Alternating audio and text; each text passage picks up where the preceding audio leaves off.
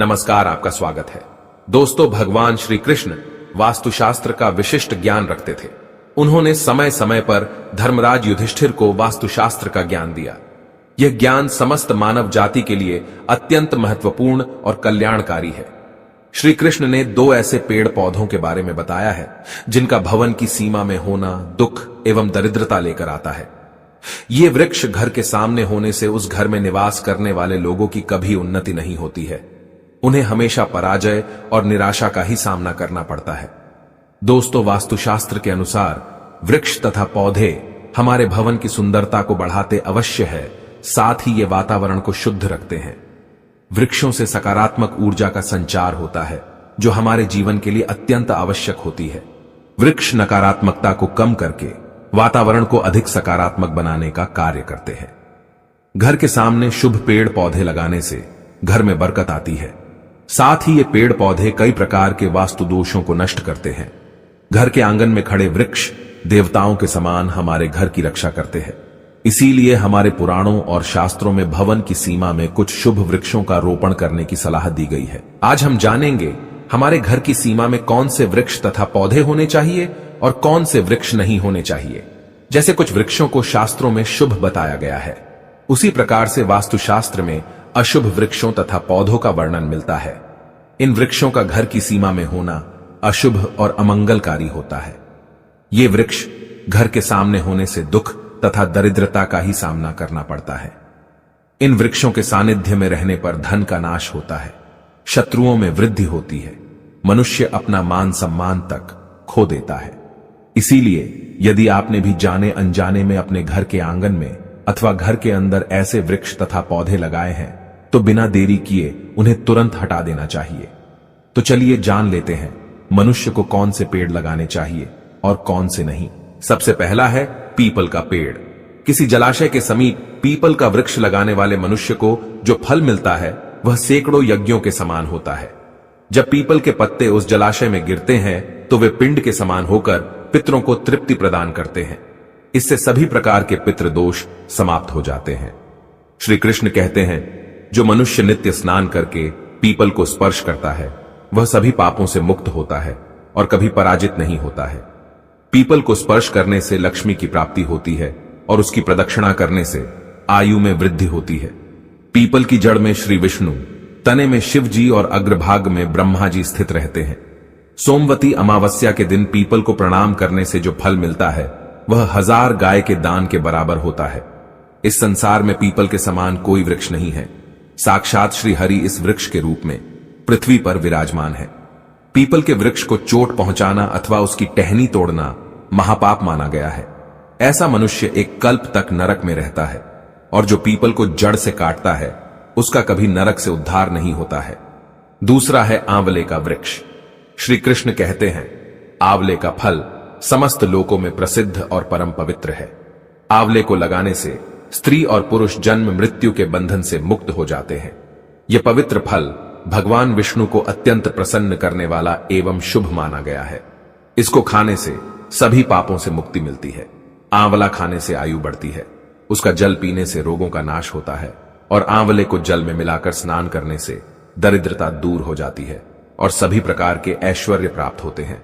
जिस घर में आंवला सदा मौजूद रहता है उस घर में कभी दैत्य और राक्षस नहीं आते हैं।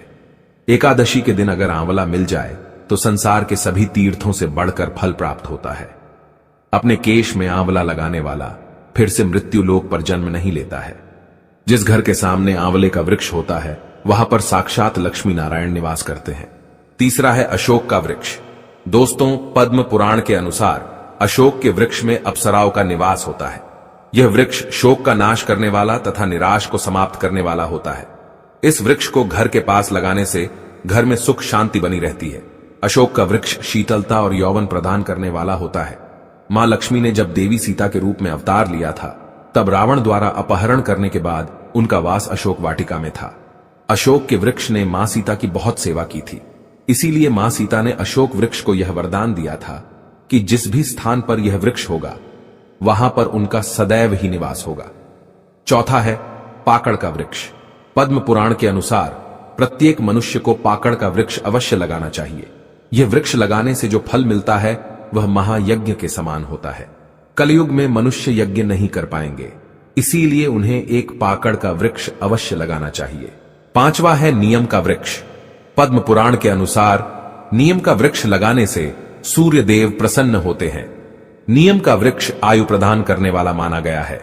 इसे घर के पास लगाने से नाना प्रकार के रोगों से छुटकारा मिलता है। मां लक्ष्मी को नीम के पत्ते अत्यंत प्रिय होते हैं, इसीलिए वह नीम के वृक्ष के पास निवास करती है। घर के सामने नीम के वृक्ष का रोपण करने से धन संपत्ति की प्राप्ति होती है। छठा है जामुन का वृक्ष। यदि कोई मनुष्य कन्या प्राप्ति की कामना करता है तो उसे जामुन का वृक्ष अवश्य लगाना चाहिए। पद्म पुराण के अनुसार जिस मनुष्य के घर के सामने जामुन का वृक्ष होता है उसके घर में कन्या का जन्म होता है, जो कुल का गौरव बढ़ाती है। सातवां है बेल का वृक्ष। पद्म पुराण के अनुसार बेल के वृक्ष में भगवान शिव और गुलाब में देवी पार्वती का निवास है। इसीलिए अगर बेल के वृक्ष के पास गुलाब का पौधा लगाया जाए तो शिव पार्वती का आशीर्वाद प्राप्त होता है। उस घर में कभी दुख दरिद्रता नहीं आती है, उस घर में कभी अकाल मृत्यु नहीं होती है और कोई स्त्री विधवा नहीं बनती है। आठवां है नारियल का पेड़।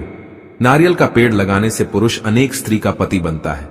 नारियल किसी भी धार्मिक अनुष्ठान का आवश्यक अंग होता है। यह अत्यंत शुभ माना जाता है।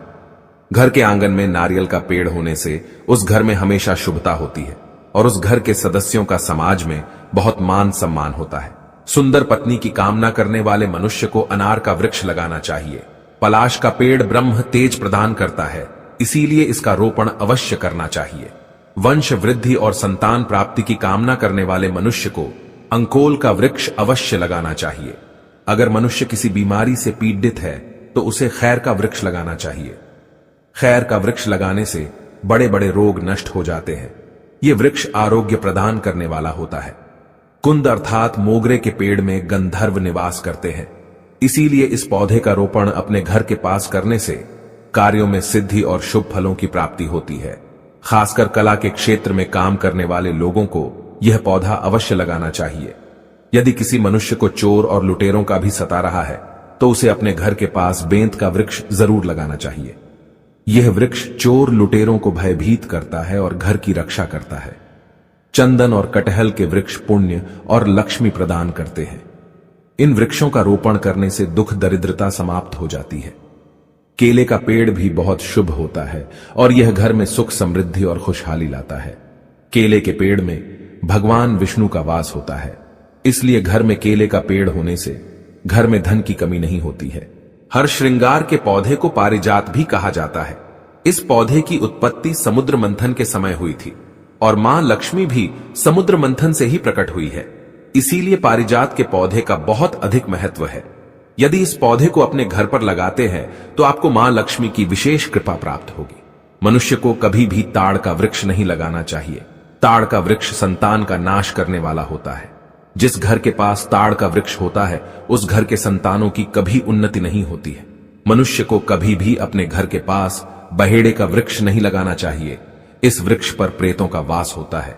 जो मनुष्य बहेड़े का वृक्ष लगाता है वह प्रेत बन जाता है।